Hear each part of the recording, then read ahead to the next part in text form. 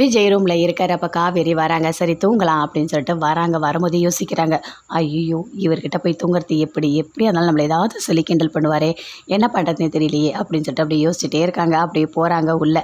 போனோடனே விஜய் அப்படியே பார்க்குறாரு. என்னம்மா என்ன பண்ணிகிட்டு இருக்க, ஏன் இவ்வளோ லேட்டாக வர தூங்குறதுக்கு அப்படின்னு சொல்லிட்டு கேட்குறாரு. அதுவா பாஸ், ஒன்றும் இல்லை, இப்போ தான் வேலை முடிஞ்சுது, அதான் நான் வரேன் அப்படின்னு சொல்கிறாங்க. ஆமாம், என்ன உங்கள் மாமா போய் பார்த்தியா, ஏதாவது பேசுனியா அப்படின்னு சொல்லிட்டு கேட்குறாரு. இல்லை பாஸ், நான் அதெல்லாம் எதுவுமே போய் கேட்கல, அவரே ஏற்கனவே கஷ்டத்தில் இருப்பார், நீங்கள் தான் போய் கேட்க வேணும்னு சொல்லிட்டீங்கல்ல, அதனால் நான் எதுவுமே போய் கேட்கல அப்படின்னு சொல்லிட்டு காவேரி சொல்கிறாங்க. இங்கே பாரு, இன்னொரு வாட்டி மாமா நடிக்கிறாரு, இதை பாருங்கள் அதை பாருங்கன்னு சொல்லி என்னோடய டைமை வேஸ்ட் பண்ண, அவ்வளோதான் அப்படின்னு சொல்கிறாரு. அதை கேட்டோன்னே அப்படியே பார்க்குறாங்க. இல்லை பாஸ், இனிமேல் எதுவாக இருந்தாலும் உங்கள்கிட்ட நான் சொல்ல மாட்டேன் பாஸ் அப்படின்னு காவேரி சொல்கிறாங்க. அதுக்காக நான் சொல்லலை காவேரி, உன்னை கஷ்டப்படுத்தணும்னு நான் பேசலை, என்னதான் இருந்தாலும் உண்மையாக நடிச்சிருந்தா மட்டும் சொல்லு, கண்டிப்பாக நான் பார்க்குறேன் அவரோட டேலண்ட்டை. ஆனால் 1/2 hour உட்காந்துருந்து எதுவுமே வரலனா எவ்வளோ கஷ்டமாக இருக்கும் அப்படின்னு சொல்லிட்டு விஜய் சொல்கிறாரு.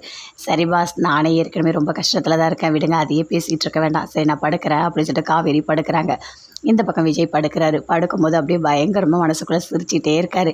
காவேரியை பற்றி அதிகமாக யோசிக்கிறாரு. காவேரி கூட கொடைக்கானலில் போனது, காவேரி ரொம்ப கேர் எடுத்து பார்த்துக்கினது, இது எல்லாத்தையுமே நினச்சி பார்க்குறாரு. எனக்கு ஏன் காவேரி எல்லாமே பிடிச்சிருக்கு, ஆனால் என்னோட அந்த காதலி ஞாபகமாகவே இருக்கே, நிவேதாவை என்னால் சுத்தமாக மறக்கவே முடியல, என்ன பண்ணுறதுனே தெரியலையே அப்படின்னு சொல்லிட்டு அப்படி யோசிக்கிறாரு.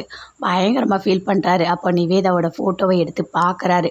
எடுத்து பார்த்தோடனே பழைய ஞாபகம் எல்லாத்தையுமே யோசித்து பார்க்குறாரு. யோசித்து பார்த்து பயங்கரமாக ஃபீல் பண்ணுறாரு. ஃபீல் பண்ணிகிட்டே அப்படியே படுத்துக்கிட்டே இருக்காரு. நிவேதா இருக்காங்க ஆசிரமத்தில். அப்போ நைட்டு திடீர்னு எழுந்துக்கிறாங்க. எழுந்துட்டு அப்படி பயங்கரமாக அழறாங்க. பேப்பரை எடுத்து பார்க்குறாங்க. பார்த்துட்டு ரொம்ப ஃபீல் பண்ணுறாங்க விஜயை நினச்சி. நடந்த எல்லாத்தையுமே அப்படி ஞாபகத்துக்கு வருது. உடனே எழுந்துக்கிறாங்க. கூட படுத்துக்கிறாங்க. என்னம்மாச்சு உனக்கு, ஏம்மா நீ அழுதுகிட்டே இருக்க, குடு, என்னது இது கையில் வச்சுருக்க, குடு அப்படின்னு சொல்லிட்டு அந்த பேப்பரை வாங்கி பார்க்குறாங்க. பார்த்தா விஜயோட ஃபோட்டோ அப்படியே பார்க்குறாங்க. யாருமா இது, உனக்கு இதில் இருக்க யாராவது தெரியுமா, சொல்லுமா, உனக்கு ஞாபகம் வருதா, என்கிட்ட சொல்லுமா அப்படின்னு சொல்லிட்டு கேட்குறாங்க. அப்போ கூட நிவேதா எதுவுமே பேசவே இல்லை, அப்படியே அழுதுகிட்டே இருக்காங்க. பயங்கரமாக அழறாங்க. சரிம்மா நீ அழாத, நீ படு அப்படின்னு சொல்கிறாங்க. நிவேதா படுத்துக்கிறாங்க. அடுத்த நாள் கூட்டிகிட்டு போய் டாக்டர்கிட்ட காட்டுறாங்க. இல்லை, இவள் வந்துட்டு நைட்டில் எழுந்துட்டு பயங்கரமாக அழறா, அதுவும் கரெக்டாக இந்த பேப்பரை பார்த்து தான் அழறா.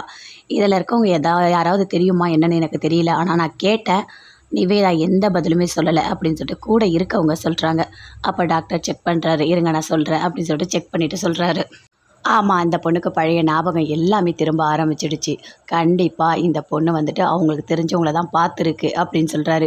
அப்போ இந்த ஃபோட்டோவில் இருக்க யாரோ இந்த பொண்ணுக்கு தெரிஞ்சவங்க. இன்னும் ஞாபகம் ஃபுல்லாக வரல, இன்னும் கொஞ்ச நாள் ஆக ஆக வரலாம். கண்டிப்பாக இந்த பொண்ணை அவங்க சொந்தக்காரோட சேர்த்துடலாம் அப்படின்னு சொல்லிட்டு டாக்டர் சொல்கிறாரு.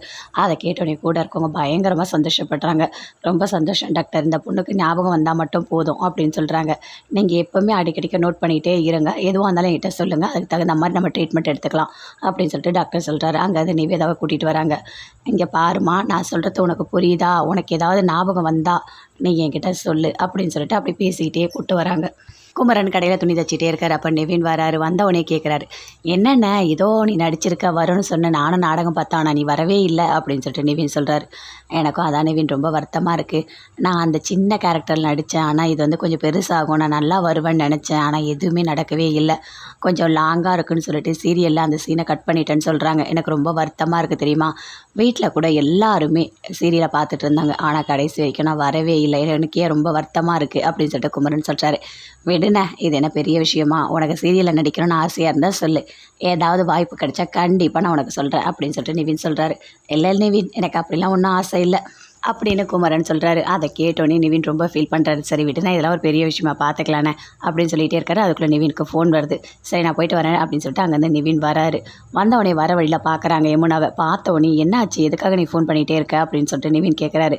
இல்லை, உங்ககிட்ட பேசணும்னு நினச்சேன், அதனால தான் நான் ஃபோன் பண்ணேன், உங்களை பார்த்தேன், எங்கேயுமே காணோம் அப்படின்னு சொல்லிட்டு யமுனா சொல்கிறாங்க.